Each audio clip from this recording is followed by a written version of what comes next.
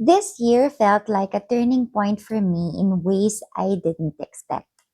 It wasn't dramatic, no life changing movie style moment. It was more like a slow unfolding, the kind you only notice when you pause long enough to look back. And I think most of it started when I learned what sustainability really meant. If you asked me years ago, I would have given you the same answer most people give. Ay, eco-friendly things, yung mga bamboo toothbrush, mga tote bags. That was literally the limit of my understanding. I didn't know that sustainability was actually about people, about systems, fairness, dignity, and making sure no one gets left behind. What changed everything for me was seeing how my everyday actions, even the tiny ones, were connected to something bigger. And I found it funny because the first big change for me wasn't big at all. It was awareness. Just that.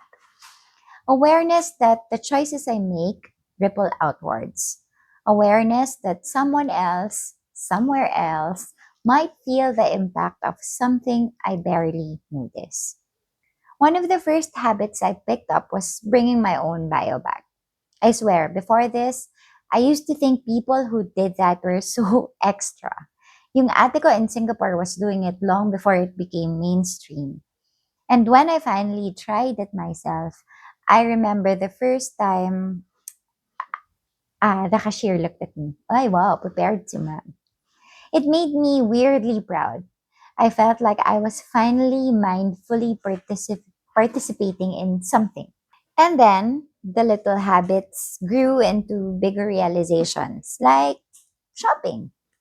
I used to be the queen of cute, add to cart. Stressed, add to cart. Busy, add to cart.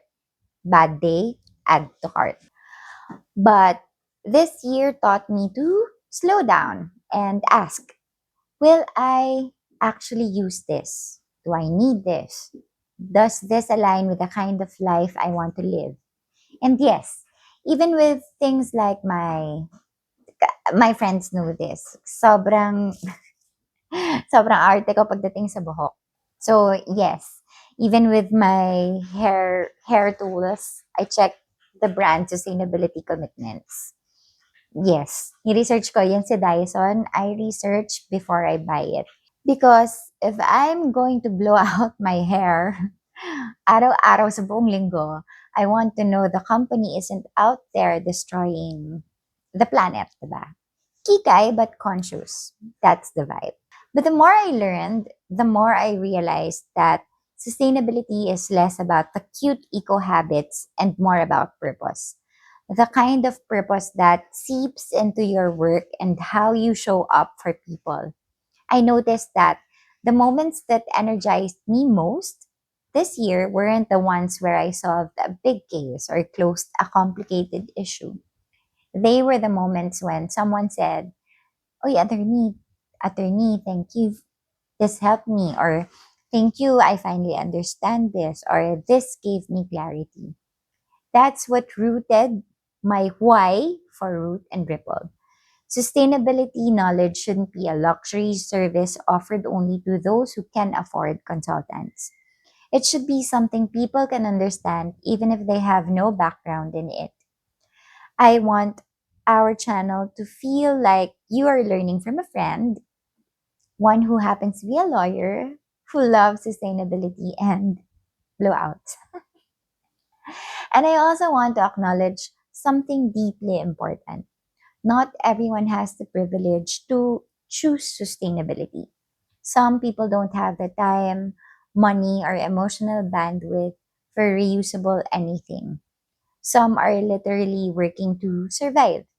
And it's unfair to preach eco perfection when someone is just trying to get through the week. Sustainability is about improving systems, not pressuring individuals. This year taught me to be more compassionate about that.